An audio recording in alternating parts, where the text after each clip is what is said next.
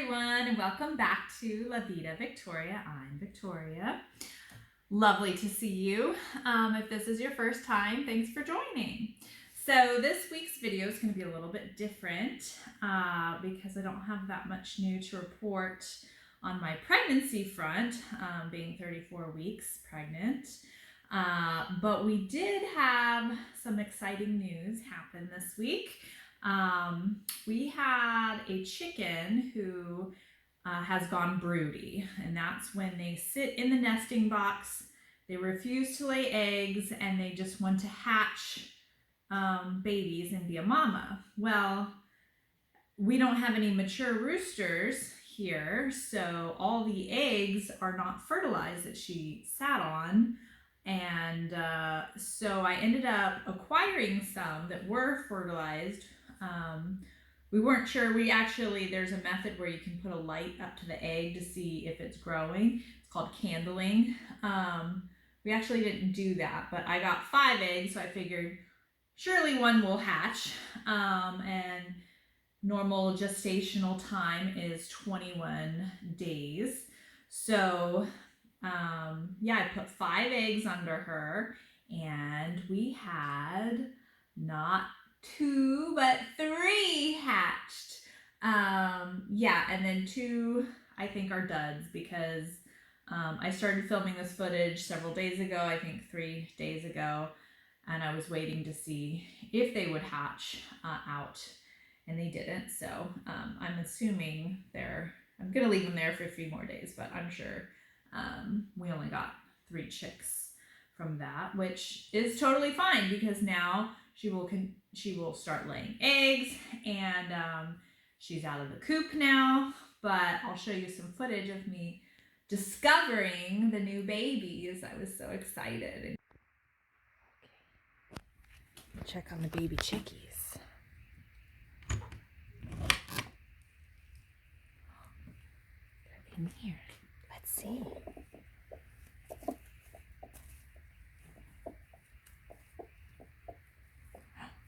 Where is it? Where's your baby chick? Oh, there's a little black one. And I also saw a little. There's one. Let's see, where's the other one? Huh? Oh, there's one black one. There's more eggs ready to hatch, but I did see there's another one back there. There's a little tan one too. That one might be Rhode Island, and this one must be pure Australorp. Yeah. Oh, wow. Oh, babies. Let's see if you can zoom up on this one. See, there's that little one there. This is Broody Trudy. You're a mama now. Mama. I'm going to take this egg. There's 3. There's 2 blacks. It's okay. 2 blacks. And 1 little yellow one.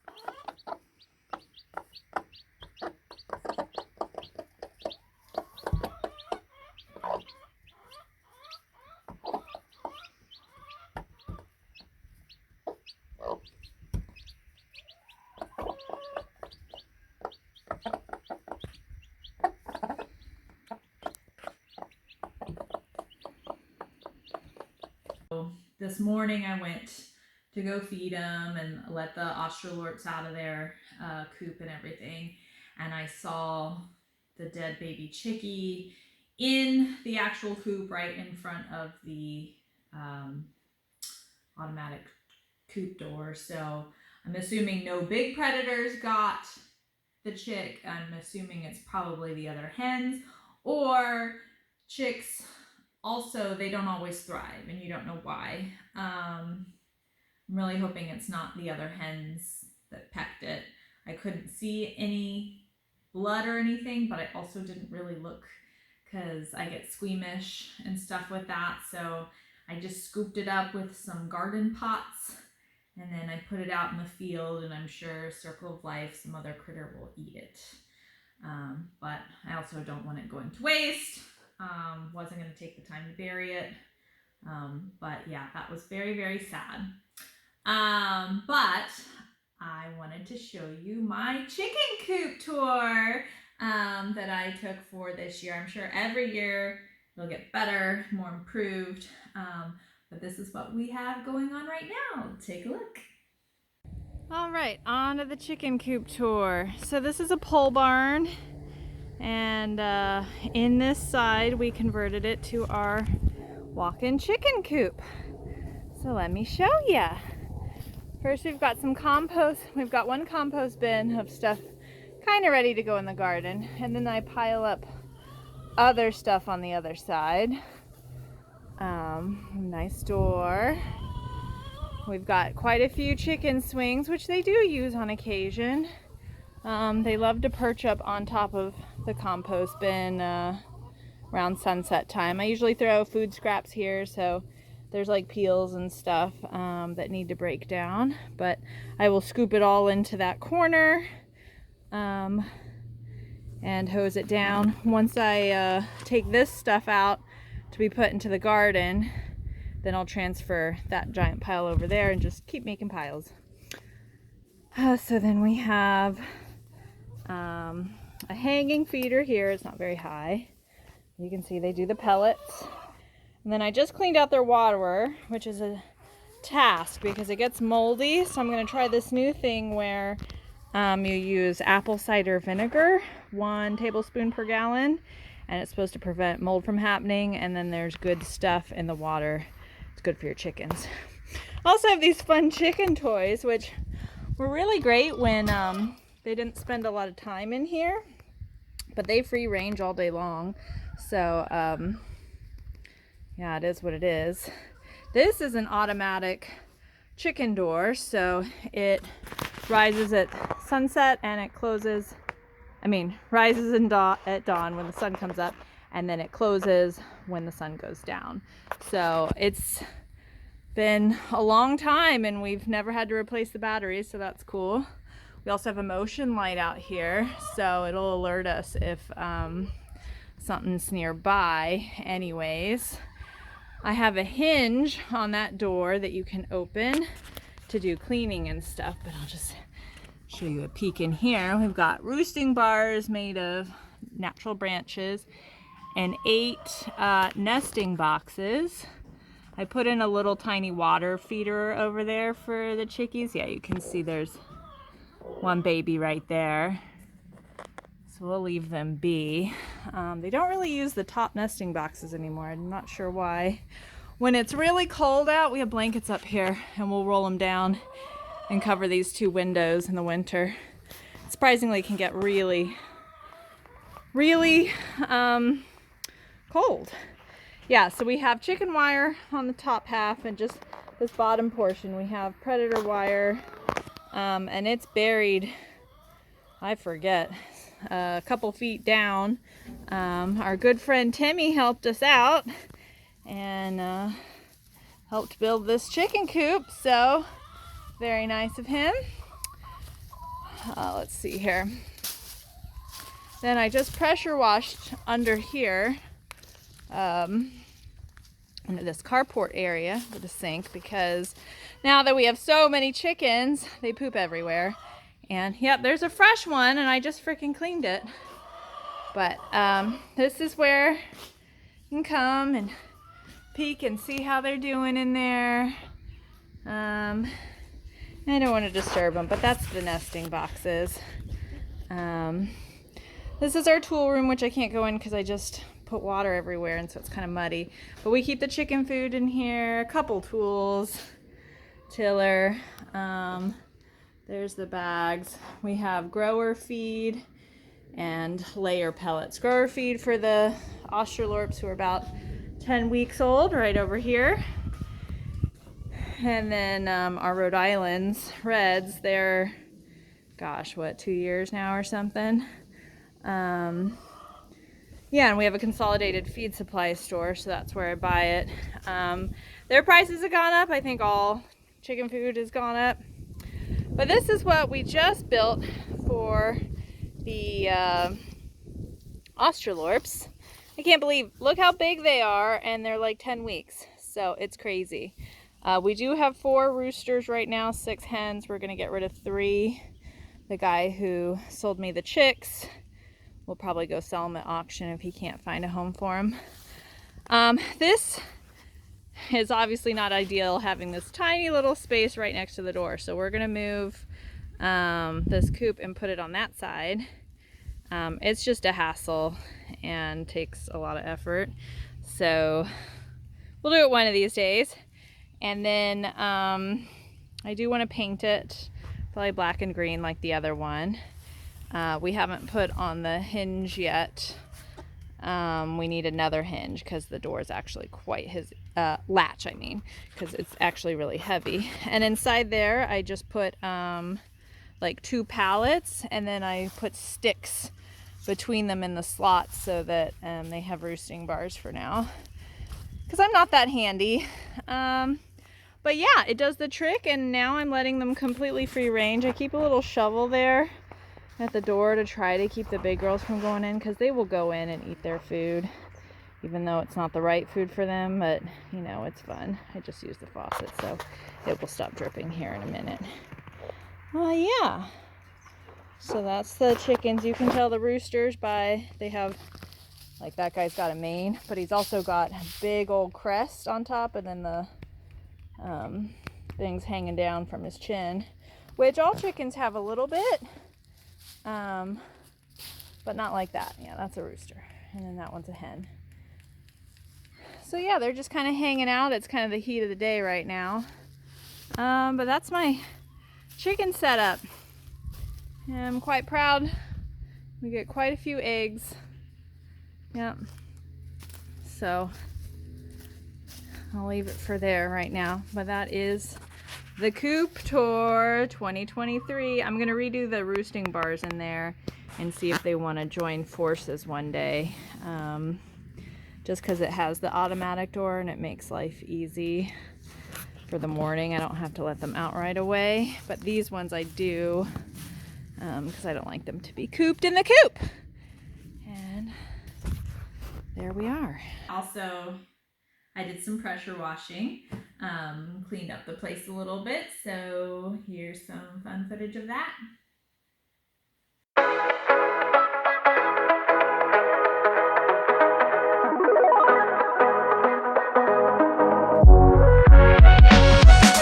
Artlist.io.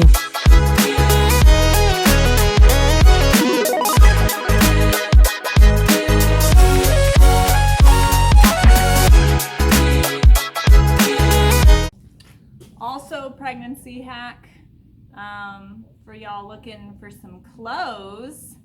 What will always fit you, because they're adjustable, is overalls. I know they're not the cutest, but I get so much use out of them out here on the homestead, obviously.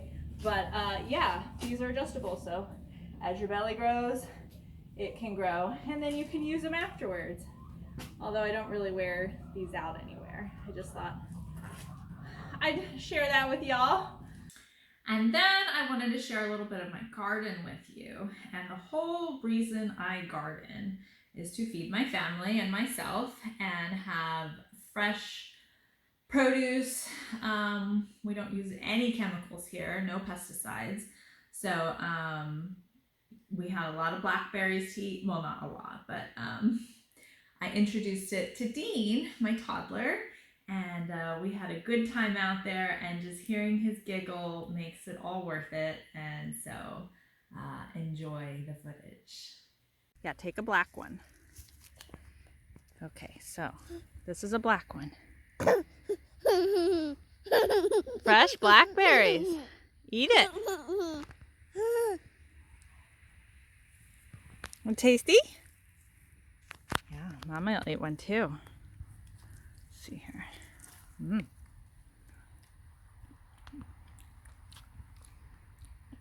Oh, it's not ripe yet. Has to be a fully black one.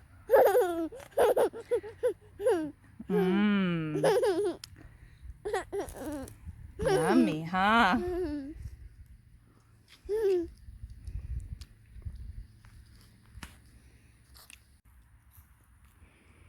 Nope, those aren't ready yet. Don't pick those. So good. I'll give you one more. Let's see here. I don't have many more that are ready. This one's ready. This is a big one. Oh yeah.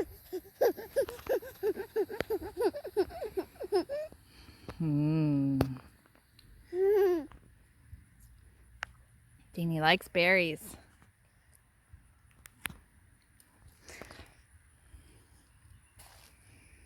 Okay. Little snack. It's done. Surprisingly, this week I wanted to be productive. I think it's because I'm taking these videos and I see what a disaster like my garden is. So we have a bazillion hedges on the property. We have 11 acres and not all of it's cleared, but a lot of it is. The other part is woods. But yeah, the hedges grow and you got to trim them up. So yeah, this is just a snippet of some of the hedges that I trimmed, but there's a whole lot more. I got the whole driveway done and all around the house except for the side and part of the back.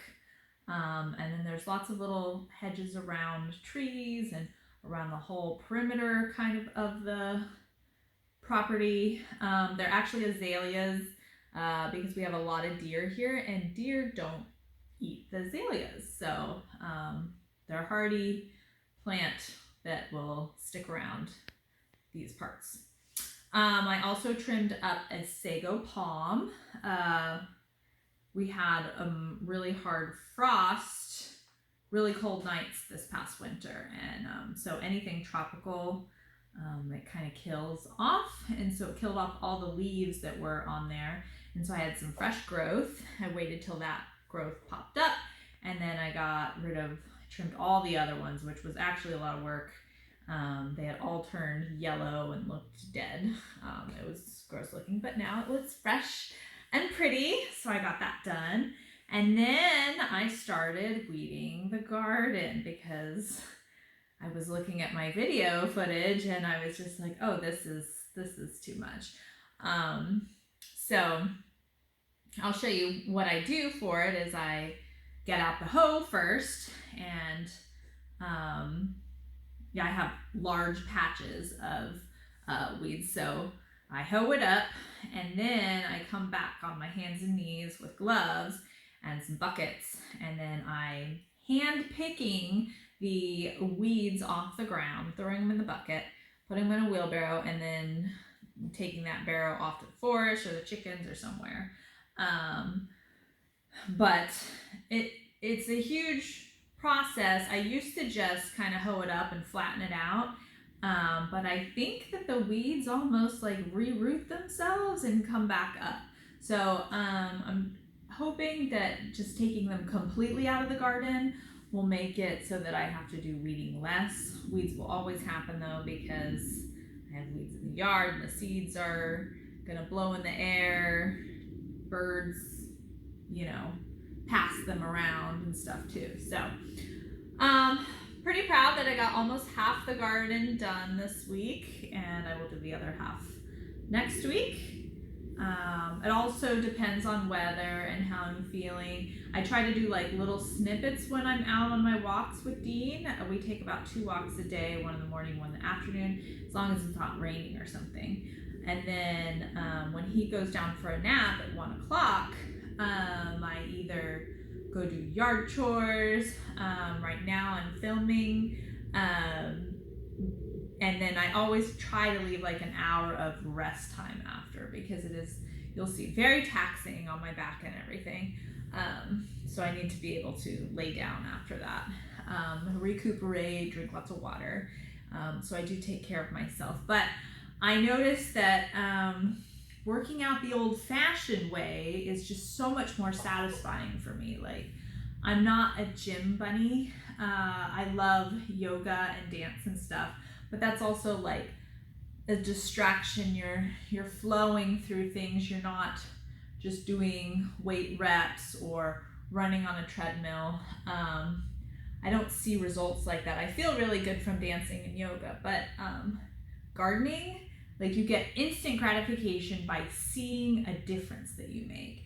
And you think back like 100 years ago, nobody went to the gym. Everyone just had to work really hard, and don't want to have to work hard. But if you do work hard, you don't really need a lot of gym time, because you're working all those muscles. Like, I'm doing a lot of back and arms, and then carrying my toddler. I feel pretty good about that, and I get my heart rate up. I'm gonna get a little sweaty because it's hot outside.